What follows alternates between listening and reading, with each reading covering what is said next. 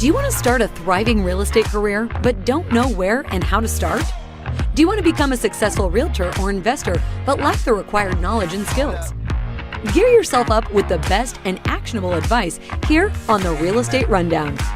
Tune in as Shannon Robnett talks with industry veterans about all kinds of asset classes, market trends, challenges, management techniques, and success stories. Listen to informative discussions with valuable tips that will serve as the foundation for your incredible real estate venture. Now, here's your host, Shannon Robnett.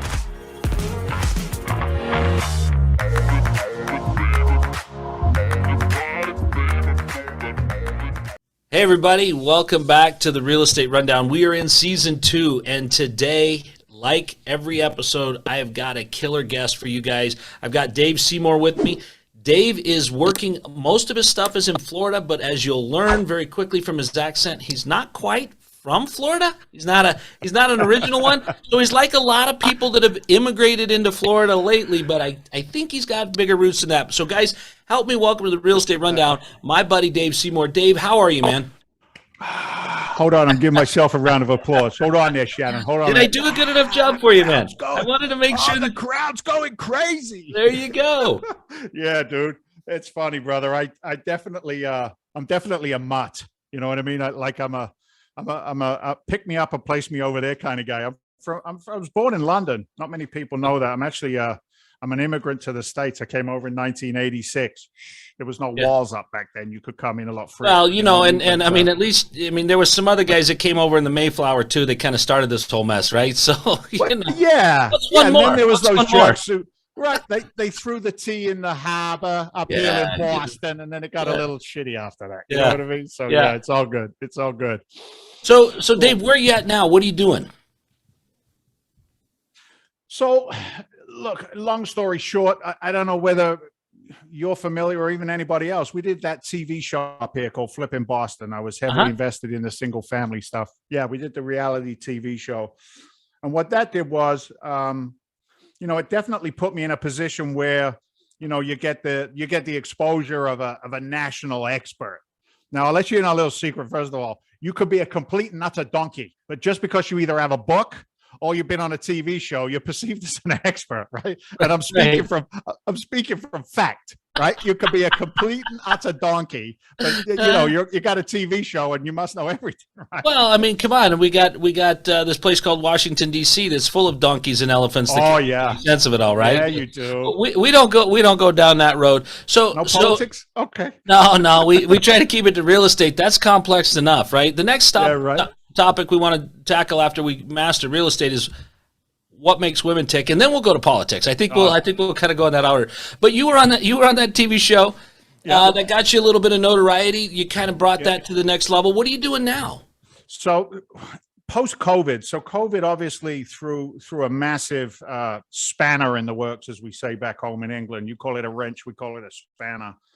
At that time, pre-COVID, I just finished building out a pretty substantial hard money lending business for non-QM 1 to 4. Mm-hmm. And the business was firing fantastic, Shannon. I mean, we had 7 or 8 loan originators. I had probably 15 million in the pipe. And then COVID hit and we all went, oh my God, threw our hands up, and everything shut down, as we know. Right. But what that did was it put my hard money lending business out of business, because I was relying on a line of credit, and then my notes were getting purchased by Wall Street, and Wall Street stopped doing everything. It was a crazy time there for about 6 months.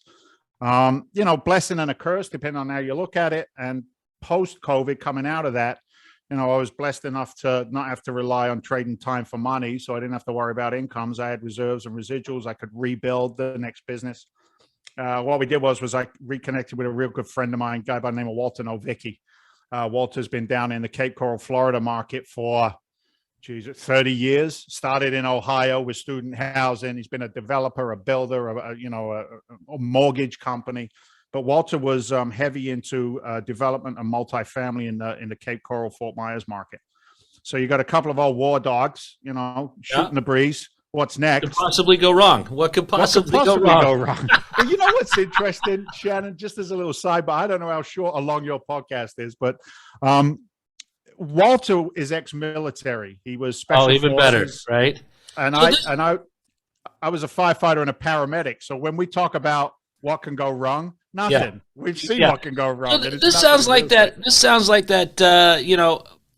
A priest, a rabbi, and Dave and Walter walk into a bar. Yeah, yeah, for sure. It sounds like that kind of story. So you and Walter reconnected. What kind of trouble did you guys stir up? So we're doing multifamily ground up construction development in Fort Myers, Cape Coral area, as well as repositioning.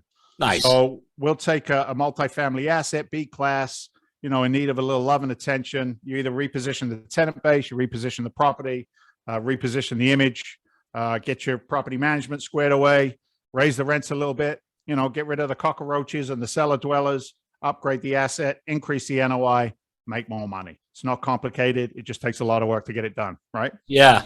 So are you guys doing light rehab? You doing heavy lift on that? What are you doing? So it depends. So look, it's interesting. If you look at the last deal we did, just as a little case study, as a 14-unit acquisition in West Palm Beach, that came to us fully rehabbed, 0 tenants.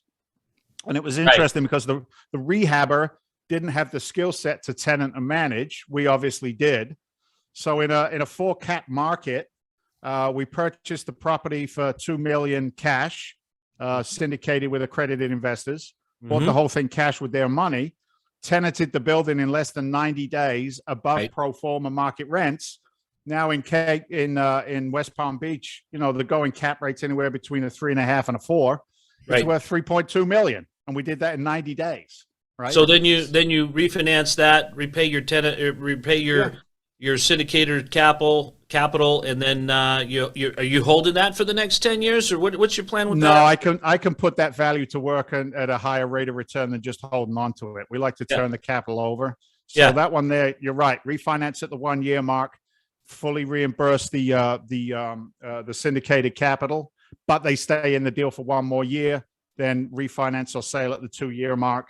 That's like a 1.5, 1.6 over 2 years. Nice little cash on cash IRR. I mean, the IRRs are ridiculous because it's only running for a couple of years, So.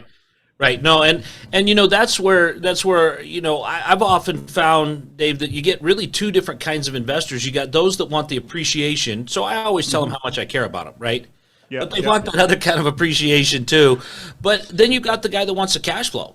Sure. And you really definitely need 2 different types in your deals, because just like you found, if you go to someone like my dad who's looking for cash flow, he's not going to like your deal. It doesn't matter how ridiculous the IRR is. He wants money every month, right? He's looking for motorhome fuel and dog food to go see the world, and that's what him and mom need, right? I mean, dog food's for the dog, the motorhome, and that's just to clarify, right? But so you get the 2 different kinds of investors. And now, are you doing stuff that you're holding on to longer than that gets your cash flow for your people? Yeah, we are. Some of the assets, we started to see the compression of the cap rate in the marketplace. So instead of going in and buying, as is cash flow and preying on a 10-year run to increase the NOI and the cash, which is look, man, let's just be 0 degrees on this shit, will you? Yeah. We bring in, accredited investor capital. That's people's retirement accounts, their dreams, their hopes, their family. I got a responsibility, brother. Absolutely. I can't sleep at night if I'm selling them on 10-year hopes. So for us, I like a deal that cash flows on the way in. Yeah, let's get cash flow on the way in. But at the same time, I want to offer appreciation not only in the exit 3 to 5 years, but let's appreciate that cash flow as well. So I'm not buying A-class properties, that are a 3% return or a 3 cap. It's not in my business model to do that. But what we found was, which is why we moved back over to some of Walter's skill sets in development, is I can build cash flow, pretty fast in Florida. It's all cinder blocks and stucco. Those bad boys throw those blocks up. You got a bunker. You make the outside pretty, the inside pretty. You tenant it up. You're done and dusted, as we used to say back in London, right? Yeah. Something like that. I can build a cash flowing asset for my LP capital, 12 months, 18 months. Right, and give them a piece of the profit on the back end. So it's a dual approach when it comes to that. Dave, the other side of that is, you and I kind of come from the same world there. I mean, I've been in construction and development for 28 years. My listeners know that background about me. Yeah. But what build into an 8 cap's an easy deal. You just got to have the right kind of people. And then if you wind up in a situation like '08, right? If you're done and dusted, I like that. I'm going to keep that. If you're done and dusted and all of a sudden the market starts to go the other direction on you, you're not in a bad position, right? You are tenantizing at the market, and maybe you're not going to make a 1.4 or a 1.6 in 12 months, but you're in a great position because you're not the guy down the street that just paid a 4 cap for something that's trying to press the rents, and now there's nothing to press, right? There's nothing. There's no forced equity there, right? I look for opportunities to be a passive investor as well as, the GP side of our active investments, right? Right. And I'd like to ask the question, not tell you. For me, I walk away from 100 opportunities to do one. Yeah. And early in my career, I'd look back at some of the stuff I walked away from, and I go, "Oh man, they killed it, right? They scored like a crazy man on that deal." Yeah. But I always factor in, again, man, my number one job, and I would say your number one job, is to be a custodian of other people's capital, right? And that's the part that a lot of people don't understand. When you step into that GP role, Dave, you are so right. You are holding their hopes and dreams. You're holding the sweat off their back. And their goal, and really, as you found out, as you know, they're not investing in you totally for the IRR. They're investing in you because they believe you. Yes. They trust you. And I wouldn't say that there's a lot of people out there, but there's a lot of people that don't have the reverence for the capital that it deserves. But when you do have that, you really have that person's unlimited trust, right? And you have that unlimited responsibility that says, I don't care how bad this goes or how good this goes. My number one goal is to make this thing happen until I die. Right? Look, it's a buyer beware scenario, right? Some of the biggest names that we could talk about in syndication and capital raising and deployment in multifamily acquisitions. I know some of those names. I know them personally. Because of being that guy from TV, I get invited into certain, environments that the average syndicator probably wouldn't get an opportunity, right? I've shared stages, investment stages and seminar stages with some of the big names. And when you get to talk to them one-on-one, you can really find out their true heart. And when a guy says, I don't care, it's all about me. When a guy says, my objective on every single interaction I have is, where's my money? Right. Dude. Yeah. I don't like you. You're not you're not my huckleberry. Like, I get it. I know that this is it's an aggressive business, right? I get that. I'm fully aware of that. But you know what? I am not going to leave collateral damage behind me because I am overly aggressive. I could promise you the freaking stars and the moon and everything else, but I haven't lost a dime of investor capital in the 15 years I've been in business, so I ain't going to stop now. That's my take. And that's the track record you're really looking for. I mean, you're going to have deals that go better than other deals. You're going to have deals that don't go well at all. But what are you doing with that trust and with those being the custodian of that capital? And what are you doing to put that right? Let's kind of shift gears a little bit. And I wanted to clarify before we move off this topic. When you say that guy from TV, we just want to clarify that was from Flipping Boston, not Cops, right? Actually, I'm kidding. It was actually America's Most Wanted. I knew I recognized you.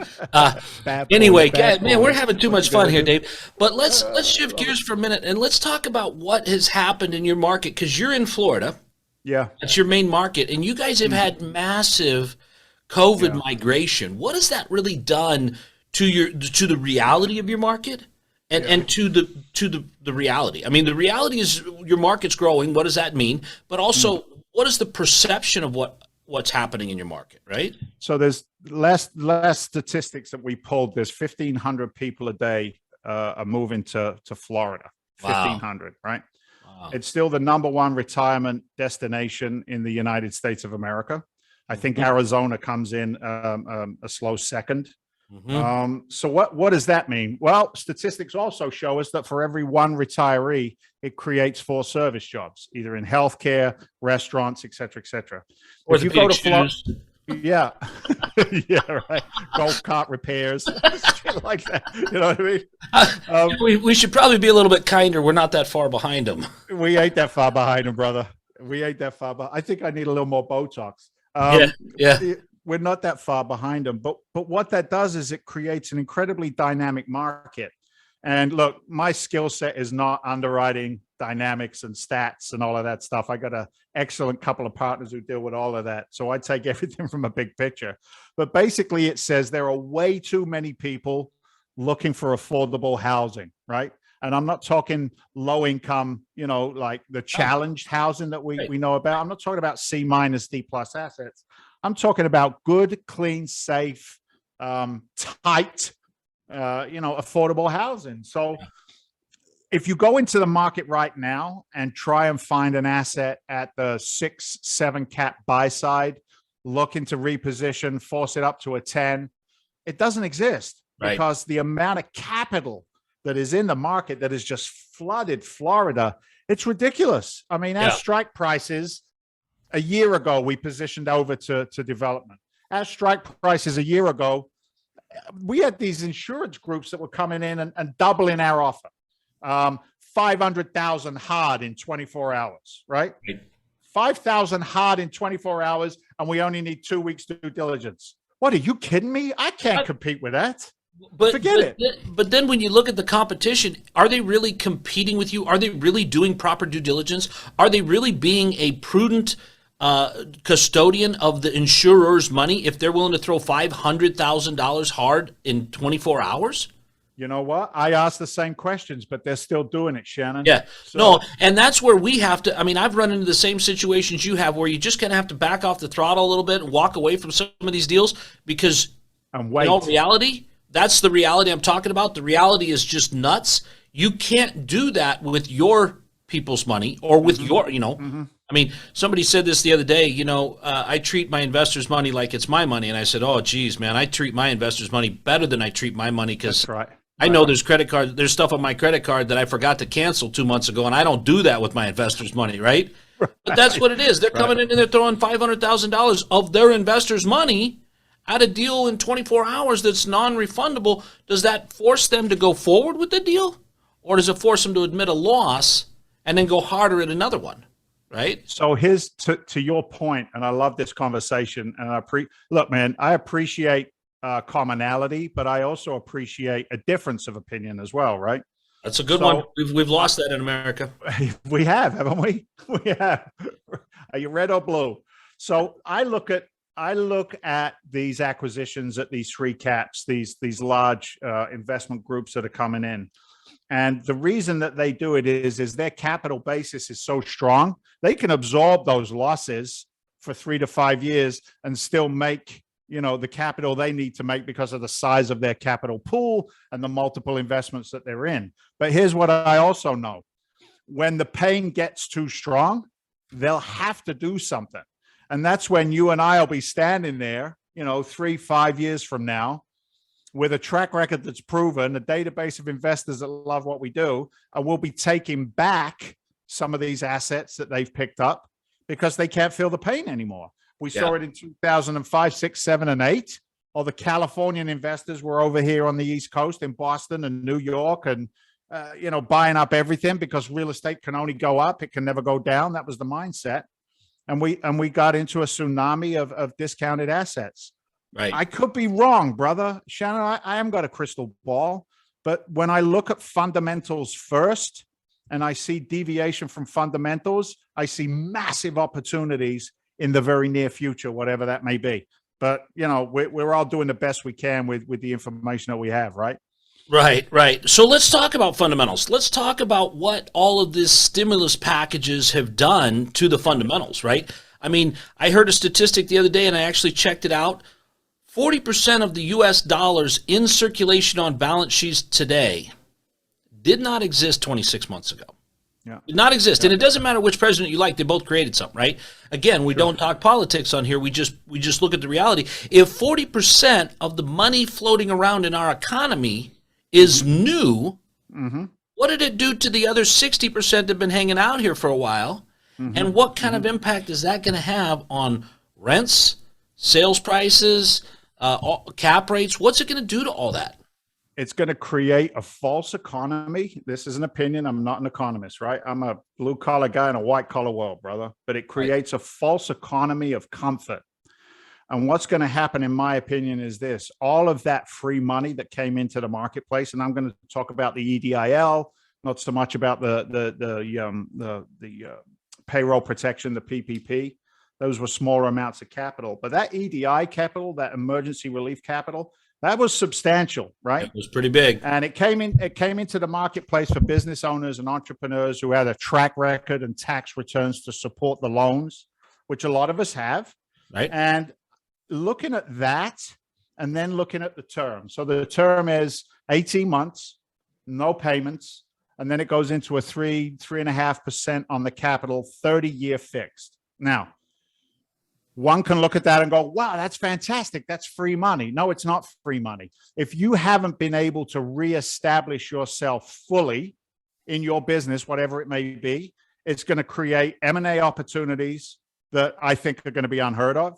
And it's also going to create massive opportunities in commercial real estate, because a lot of that capital has now gone into there, and now they got this extra bill pay that they didn't have before. Everybody wants to own real estate, right? Yeah. We all know it's one of the pillars of long-term wealth.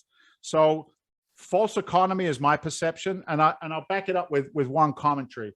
I was hanging out with a friend of mine called Richard Davis. He owns a large real estate investment company down in South Carolina, and we were driving around. We were looking at stuff, etc. And we were having this exact same discussion. And he says, you know what I see, Dave? He says, I see exactly the same thing I saw right after the last hurricane came through here. He said, right after the hurricane, everybody was driving Mercedes-Benz and BMWs, and the ladies had nice, expensive pocketbooks. You know, he's embellishing. But his point was, it was a false economy because of all the emergency money that came into Charleston after the last hurricane. Yeah. I think we're going to see the same thing. So fundamentals, transference of goods and services for capital needs to get back on point. Well, you know, and I use the analogy. I was having a similar conversation with a friend of mine yesterday at lunch, and I said, hey, you know, are we heading into the place like it was? You know, we've all heard the story after World War II where it took a wheelbarrow full of Deutschmarks to buy a loaf of bread, you know, because the Deutschmark wasn't worth anything, right? Are we headed to that place? And he says, well, no, in World War II, they were stupid. They kept going to the baker with a wheelbarrow load of bread. He says what they should have done was beat the guy up and stole the wheelbarrow. I said, man, you have got it figured out. It's the wheelbarrow, because then you could go make a living. And he goes, no, you could sell it, man. So I guess I had everything wrong. But I do agree that with that inflationary period, you know, prices are going to go up, and people are going, man, my house is worth $700,000. Your house is still 3-bedroom, 2-bath. It's still a shelter. It will trade at what it is. It will not ever be. Your house is not going to all of a sudden go, hey, I'm a 4-bedroom. Well, you know, so did the value of your asset go up, or did the value of what you're trading for that asset go down? And we're also seeing a lot of that push into real estate to protect that at quote unquote any cost, that now when you go back from, you know, because you're trading dollars for real estate, and when you try to go back from real estate to dollars, at some point in the future is where you're going to wind up hitting that wall, because you overpaid. That inflationary magic money is depleted, and now you're back to a real dollar cost average of what the asset's worth, and you're the one sitting there with no seat and the music stopped. It's such an interesting conversation, brother. It really is, because it's, you know, you got macro, micro, and everything, right? Right. Microeconomics by zip code are so interesting to really drill down into them. You know, what are we all doing, right? Really, at the end of the day, what is the game plan? What's the exit strategy, right? Right. You know, we're all gonna take that dirt nap one day. What did we leave behind us? How good was the journey to get there? And you know, there's that old saying that what is it? It's being house poor, right? Yeah. The mortgage on the property, and everybody is no longer house poor. They've got this equity in the home. And look, I was a rehabber for years, construction for years. I love it when this market shows up, because everybody wants to throw the imaginary money back into the house, right? Right. So, builders are busy, construction's busy. Try getting a guy to come and, hang wallpaper in your kitchen if that's your thing. You can't find them anymore. But to give you that micro example, I'm like you, right? We're investors. I look at it as sticks and bricks and capital opportunities. Right. And my business blew up in Florida. I mean, all my actions down there. I'm up here in the freezing cold in Boston, and my guys are all working down in Florida. So I went home, I don't know, we'll call it 6 months ago. And I walk in the door. I go, baby girl, where are you? She says, what's up, honey? I says, I got great news. She said, what? I said, we're selling the house. We're selling the house. The idiot up the street just paid $1.4 million for the house. We're selling. Let's go, baby, go. Yeehaw! I got $1 million because you and I can work $1 million and make it $3 million. Yeah. Right? We know how to do that. Yeah. And she looked at me and the tears started coming down her eyes. I thought she was so happy. They were tears of misery. She was miserable. I'm like, what's the matter? She goes, you can't sell my house. The kids are in school. So it's all about the emotional attachment. Right? I'd love to tell you, I said, no, we're selling. Do as I say, but she's the wrong. No, I noticed you're still alive. This would be, if you'd have sold the house, this would be an interview from the beyond, right? Yeah. I'd have to get my Ouija board out. It's all perception. She's the rock that I get to stand on so I can look cool. She makes all the decisions. Yeah. But it's like, this influx of it's not free money. It's always got to go somewhere. Money wants to move, right? Right. So you got that massive movement of capital into the marketplace from stimulus packages and COVID relief, et cetera, et cetera. And it creates a sense of false security. It really does. I would much rather see a marketplace where people were really haggling over goods and services. Right. Rather like you can pay $4,000 over sticker for a Ford F-150 right now. Yeah. Yeah. What? And we know the sticker's inflated too, because we've never paid sticker before in our lives, right? Isn't that crazy? Right. But here's the funny thing, Dave, when you look at what you're talking about, and I agree with you, right? But when we came through 2008, everybody stopped building houses, but they didn't stop having kids, and people didn't stop graduating from high school, and they didn't stop getting married, and they didn't stop. Well, a lot of them stopped moving out of their mom's basement, and they stayed there for the next 5 or 10 years. But the reality is we're somewhere between 7 and 9 million housing units short today. Yes. So how are you going to haggle when you're 7 to 9 million housing units short, and a lot of people found out that lockdown was 7 million of their closest friends isn't their idea of a good time, and they're now leaving where they're at, where they have a perfectly good home, moving to somewhere that they like that has a shortage already, creating an additional shortage, and you throw inflated money in there. Look, here's my answer to that. Go out and make money and worry about it later. Put money to work and wait. Wait. Stop it, stupid. It's not the time to buy. Right? I've had friends and family locally, and they're like, Dave, I'm in a bidding price on this freaking house. And I'm like, you're buying at the top of the market. No, my realtor told me it's going to go up next year.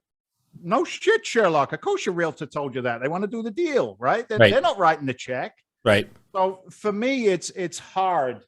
If Mary Beth, my beautiful bride, had agreed that day, I'd have taken $1 million in equity and I'd have put it to work in passive investments. I'd have rented a nice little something down in Florida. The boys would have assimilated into Florida schools. We'd be sitting at the swimming pool instead of freezing our what skis off up here in Boston right now. Dave, this is being recorded. She will see those comments. Oh, it's okay, man. She loves me no matter what. No, I figure if when I come through the door, my wife still comes towards me and my kids don't run away from me, I figure I'm still doing something right. But you did put something to work, but here's the other side of that. And this is what a lot of people, don't understand, and is that your house isn't an asset, because your house is a consumed item. You are the one eating it, right? So I did the same thing 2 years ago. I sold my home. I don't own a home. I own a lot of apartments, but I don't own a home. I rent a home, right? I rent an apartment. I got a really nice place, right? But nobody's worried about me being homeless. But the reality is I'm looking at the same thing, going, man, I can put my stuff to work that will make me more income that allows me to pick where I want to live, how I want to live, and I can let the other guy make a decent return off of me. Yeah. But at the same time, I'm making that money make money, right? And because this economy isn't going to be here forever. This economy, look, here's my take on it. This economy right now, Shannon, is screaming, absolutely screaming for what's called horizontal income, right? Mm-hmm. We all know what vertical income is. Everybody goes out, gets a job, trades time for money, and they hope they get a 3% raise every year and they don't get beat out on a promotion, right? Maximize the ceiling on trading time for money. Yep. Doctors, lawyers, they're still trading time for money, right? If they don't work, they don't get paid. Yep. Whereas this market right now, if that, free flowing capital, that 40% that you described, right? If that was working in vertical, in horizontal income streams, right? That's where the magic begins to happen. So what is that? Absolutely. That's investing in an apartment, investing in a business, buying a piece of a franchise, whatever it is that creates income while you're not working. And none of us were ever taught that. I didn't get it in my London education. I don't think you got it in high school. They don't even teach you in college. No. So, that's what separates the class structure that we're in today, is that knowledge of can you make money while you're sleeping, right? Is really the premise we're looking for. And now's the time to do that. And, this is the thing, especially when we're seeing 7% inflation and 3% interest rates, right? Right. So, and we're going to argue about whether or not we only have 7%, right? How can you have 7% inflation with gas doubles and lumber triples, right? I don't know. I don't run those calculators, but if you've got 7% inflation and 3% interest, you're borrowing the money today and paying back in inflated dollars, right? I mean, you're going to get more from that inflated period for the rent that you're going to then take and peel off the set amount and pay back with. But here's the other thing too. People go, well, I can't get a line of credit on my house. That's what happened in '08. No, what happened in '08 is everybody got a line of credit on their house, went and bought a boat and a ski machine and then a vacation home in Florida. They created more liability that required them to pay it, that they were that vertical income that needed to come down from here and go into there. If you're taking that out and you're reinvesting and you're putting aside a reserve account, right? I mean, we saw when COVID happened, all the banks said, hey, we got to double your reserve account. What, from nothing to something? Yeah. We were all swimming naked in that area. A lot of people were when it came to reserve accounts. So like you said, a nice horizontal income that is reusing the equity that you already have to reposition so that now you may have $1 million for value in your home, but your other assets are paying you for that, paying that payment. So now you can go have your life like you want, right? Somebody said to me one time, the cost of capital is far less important than access to capital. Yeah. Right?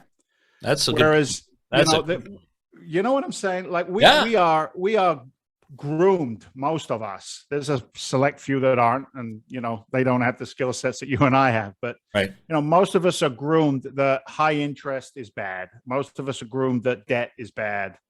And yeah, I look at it today, and it's been a metamorphosis from my blue collar world to the world I live in today. Right. But I look at it today. Example. Let's go back to the EDIL money, right? If you can take economic relief capital from your business at 3%, paying in 18 months. If you don't have that vertical skill set, that horizontal skill set, right, to put that money to work, you shouldn't take it. Right. You don't deserve it. You don't have the skill set or the intelligence to put it to work. Right. But what if I took $500,000 in economic relief money? I called up Shannon. I said, Shannon, what do you got on deck right now for investments? He says, I got a sweet little, 40 unit complex. We're doing a slight reposition on it. There's a cash on cash return targeted out at 8 to 10%. You got 15% IRR over a 3-year hold. And I think there's still some. Are you in my email? Imagine that. I only describe deals worth investing in. You got a couple, I got a couple, right? That's right. That's right. That for a second. I put that 500 to work in your deal. I got to trust you, love you like I do, to know that you can put that capital to work. And then that money is now working. And where did the freaking money come from? It came from me in the first place because I paid taxes for the past God knows how many years. Right. And yet, that mentality of cars, boats, leather coats, right? Keeping up with the Joneses, Yeah. getting a new car every year, making Right. sure you get a big shiny watch. It's all garbage, man. It's Right. all garbage. Well, Work the money, right? And it's especially that way if you have to be the one that has to go out and actually physically do the work for that watch. Right. Or that boat or that car, right? It's another thing if now you've invested in a deal and that deal is now paying for that car payment. That deal is now paying for, the other things. Different story. And it's creating you tax relief also because you have the beautiful value of depreciation that comes with real estate, right? I got a friend, to your point, right? You love this. I got a friend, he's a high-end watch freak. You know what I mean? Like he's probably got $3-4 million in watches. That's his thing. Yeah. You know what he does? He buys them in his self-directed IRA. So he buys for real. He buys them in his retirement account. Yeah. Knowing that they're an appreciating asset. Right. And I'm like, well, how do you get to wear them? He said, I'm allowed to take them out of the IRA, service them, clean them, wind them, change the batteries. Yeah. So like the intelligence of wealth-oriented individuals is such a different mindset from most, right? Well, here's another thing too. There's a couple of companies out there right now that you can rent the watch. Okay. Now, as crazy as you think it is to rent the watch, that's not the argument to have because there's people out there that will rent the watch to look like they have a $10,000 Rolex, right? Yeah, yeah. But here's the thing. If you are the investor, you're going to go out and you're going to buy $1 million worth of watches that you love. Mm-hmm. And you're going to wear what's not being rented. And you're going to depreciate those watches year one, right? Because they're a tool in your business. So you're going to write off your business assets. People are going to rent them. You're going to have this business that you're the model. Now, we could argue that somebody could have found a better looking model than me. But at the same time, there's a way for an entrepreneur to find a way to make what they want pay for itself, right? Yes. I do the same thing with airplanes, if you believe that. I mean, I have... you really? Yeah. My partner Walter does it with boats down in Florida. Yeah. All you got to do is find a way to make a business out of what you love, right? And whether that's chartering the boat, getting people to rent the boat, Airbnb the boat, however you want to do it. I have a flight school that teaches people how to fly. It creates great depreciation. It creates passive income for my investors. It's a great mechanism, but it's about being an entrepreneur and finding a way to take what you love, create that horizontal income, that now what you love isn't something that costs you money. It's something that makes you money and allows you to enjoy it, right? Dude, this is so freaking good. Like these moments right now, I forgot totally about podcasting and all of that stuff that we're doing right now. Yeah. I was like so in the zone because you're talking my language. Right. It's a couple of guys who understand the topic of conversation to an nth degree. And it's like, I'm going to start Googling airplanes and boats and watches. It's crazy. Let me just run this scenario for you. This is what Walter does. He buys a $100,000 boat, right? Yep. Now, in boats, you don't even have to put 20% down. You could get away with 5 or 10% down, right? You're going to get a 5% interest rate, okay? If you lease that boat to somebody else at 8% of cost, okay, so you got a $100,000 boat, you're going to lease it to them for $8,000 a year. That's a pretty inexpensive payment, but it's going to cover yours because yours is 5%. Now you're going to put, let's say you put $10,000 down, but you put that into service in a business and you depreciate the $100,000. The IRS says, hey, Dave, you're in the 37% tax bracket. Here's a check back that you don't have to pay us a $37,000. So you put in 10, you got back 37, and now you're getting a 3% spread on the money you made. That's a pretty good return last time I checked, and you get to go use the boat every once in a while. How you doing? I love America. It's been so very, very good to me. My dad thinks I'm a drug dealer. My dad back home, he doesn't understand. He goes, what do you do, David? I'm in real estate. He says, you're not dealing drugs, are you, boy? I said, no, Dad, I promise you it's all real estate. There was a couple of years ago that when if you would have answered yes, your dad would have said, oh, thank God, I thought you were still in real estate. You remember in 08, 09, people used to say, what do you do? I said, I'm a real estate investor. And they go, oh, I'm sorry. Yeah. I'm sorry. They'd give you a hug. Yeah. Yeah. Here's $10. I feel bad for what's going on, right? $7. Can I get a cup of coffee and a cigarette? Yeah, it was crazy Yeah. times. Yeah. I love it. I love the conversation, man. I do. And that's what I love about this podcast. And this is why I created it, so that I could connect with people that like you, that have a vision for what they can do, that are willing to help educate people. When I first started syndicating, I used to think that I was begging people for money, but then I realized that I have the ability to help people understand how to invest, number one, help them do it well, number two, and create something for them that they have no ability to create in their life, right?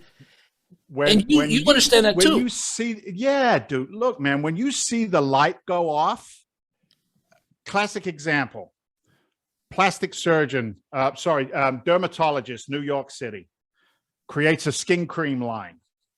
PE comes in pre-COVID, says, I'll give you 90 million for your skin cream line. He's like, done. Yeah. COVID comes. Glad he thought about that. They say it's not 90 anymore. It's 60 million. He goes, done. So I start communicating with him after this point. I said to him, what was your tax exposure? What did you use for sheltering that income? As I'm on this call right now, he goes, what does that mean? Yeah. I go, what? He goes, I wrote a check for 30 million to the IRS on the 60 million that I took in. Yeah. And I'm like, oh my head. Yeah. I could have showed him deferred sales trust. I could have showed him a Delaware trust. There's like so many things out there. Plus segregation, Plus seg. Yeah. Depreciation 27 and a half years, year one. How you doing? Yeah. Right. Yeah. How would you like a K1 to give you a write-off bigger than your actual, contribution into an asset? Yeah. Absolutely. Not for everybody. I'm not your accountant. I'm not your attorney. No, we don't give financial advice. But if you're looking for trouble, we'll help you with that, right? But that's what's great, Dave. I'm sure you have one. I've got great people behind me that I come up with these ideas. I put them on paper. I send them off to the right people that look at it. They go through the tax code. They do all this stuff, and they make the right decisions for us, right? Yeah. But there are so many ways to do it. I heard a guy. He told me this. 19 years ago, he says, it doesn't matter how much you make. It's how much you keep from the IRS, right? Yeah. And that last bit is the most important part, because if you're constantly in partnership with somebody that's taking 37% and never producing anything, you're in the worst position in the world. So positioning yourself to have that reality of having your wealth grow for you is great, but then having protected wealth is even better. The day I found out that I could create a self-directed retirement account, I was livid. I was so angry at the crap that I had been spoon-fed generationally, right? Right. Max out your 401ks, max them out, max everything. It's free money, like all the crap that they delivered. And the day that I figured out I could take my own money and work it at almost a quadruple rate of return than it was working with somebody else in control of it. That was the day I said, it's on like Donkey Kong. Forget about it. Let's go, baby, go. Well, and the other thing too, though, we all buy the marketing, right? It's not really about accounting. It's about marketing. And this is another thing that I think a lot of people do. This is the time of year that people are praying to their accountant God. They're calling them up and they're going, oh my God, you got to save me. I made a boatload last year. Yeah. Tax planning is called tax planning for a reason. It's planning on how not to pay the taxes. Then if you get into this world after January, it's called tax prep because the cake is cooked. There's nothing to change here. But what people also believe is they believe it's their accountant's job to teach them how to save money on taxes, and it's not. It's their job. There are so many resources that are out there and available for people to be able to get that accounting information that they need. There's all kinds of books. There's all kinds of classes. But the reality is accountants organize your financial data into certain boxes that the IRS wants to see. And people forget that. So it's up to you to understand that. And when you do, Dave, like you do, you have the power to go and explode because you're doing things in a tax-preferred way. It's not tax avoidance. Right. You're not scamming anybody. You're taking the rules and using them the way the IRS wants you to create the best financial future for yourself based on your set of facts and scenarios. There are two outlooks, basically, and I don't want to oversimplify, but there's consumers and then there's entrepreneurs, right? There's investors and then there's savers. Right. There's the guy who's watching the commercials right now. Free, free, free, free, free, free, free, free, free. They're talking about H&R Block. There's a little green booth that just got set up in the mall. Yeah. And there's somebody sitting in there with 15 hours of tax analysis training. Right. Who is ready to take your 1099 or whatever it is from your employer, right? Yep. They're not all created equal, right? There's the consumer mindset, the entrepreneurial mindset. Right. And it's interesting. I don't know how it is for you. I'm assuming it's the same. My high net worth investors, my doctors, lawyers, accountants, attorneys, bankers, business owners, they don't even understand what we understand as syndicators and investors in large commercial. But if you look at the way those guys... Yeah, but if you look at the way those guys were raised, if you will, in their field, they got really good at doing one thing really well. Sure they did. And then they were shown, hey, you need this, and then you need this, and then the drug rep's going to come by, and then this guy's going to come by, and here's your insurance guy. And they have this picture, and they look at all these guys, and they look at them like that guy that's selling them this product is going to look out for their best interest, and that's just entirely not true. Yeah. And so they stop at that point, self-educating to go, hey, you know what? This is what I think we ought to do, right? What does this idea do for me? I remembered somebody that came to me. We talked about a scenario. They went and talked to their accountant, and I said, so how'd it go? And they go, my accountant said, of course you can do that. And they were like, well, why didn't you tell me? And they looked at him, and they said, well, I'm your accountant. Right? Like the miscommunication was there the whole time, and the accountant was looking for them. Well, it's your life. You direct it, right? Yeah. And it's so funny how people get that confused. And taking responsibility. It's taking responsibility, brother. It's accountability. It's a dirty word, right? Well, and it's yours. It's your life. Yeah. You take responsibility for it, take accountability for it. You're going to have a hell of a lot more fun. You're going to enjoy it a lot more when you do those things. Dave, what a great conversation, man. I could go on and on. What I want to wrap up with, though, is where do people find you other than Coral Beach, Florida, and Boston at the wrong time of the year? Hey, look, man, I'm old school. You can actually call me 781-922-4418. We'll put that in the meeting, or we'll put that in the podcast notes and call Dave. Only between 10 p.m. and 2 a.m. That's when he takes calls. That's when you get the little moon signal on the iPhone. Is right there. I'm available. Look, man, Dave Seymour, Seymour. You can find me on LinkedIn and all of that silly stuff. freedomventure.com is probably the best place to go. See what we do. Get through the education first. If you've never syndicated, if you've never been a passive investor, you can't. I'm not going to take your money unless you know what the hell's going on. And I know you're cut from the same cloth. Let's build a relationship, get to know each other. Co-GP with my new friend Shannon. Right? We can create a lot of fantastic opportunities with our knowledge base. And we create a lot of trouble and have fun doing it at the same time. You know what I mean? That's how I like to go. So if you want to find me, you can find me. Awesome. Well, guys, I appreciate you tuning in. Thanks for being with us today. And thank you, Dave, for making this a lively conversation. And if you guys want to tune into the Real Estate Rundown, don't forget to like, share, and subscribe to the Real Estate Rundown on Spotify, iTunes, and wherever you get your podcasts to get your automatic updates. Click the little bell. You know how it works. You'll also find us on Instagram and YouTube. Leave us a reply or a review and a comment. I'd love to see who you want to see on the show next and your comments about Dave and I's conversation, right? So, guys, thanks again for joining the Real Estate Rundown. We'll talk to you soon. We'll see you later, Dave. See you, brother. That's a wrap for today's episode of the Real Estate Rundown. Let these newfound strategies pave the way to start a successful career or a profound rebranding. If you loved everything you have heard, listen to more conversations at www.shannonrobnett.com. And be sure to leave a rating, share it with your friends, and subscribe. Until the next episode.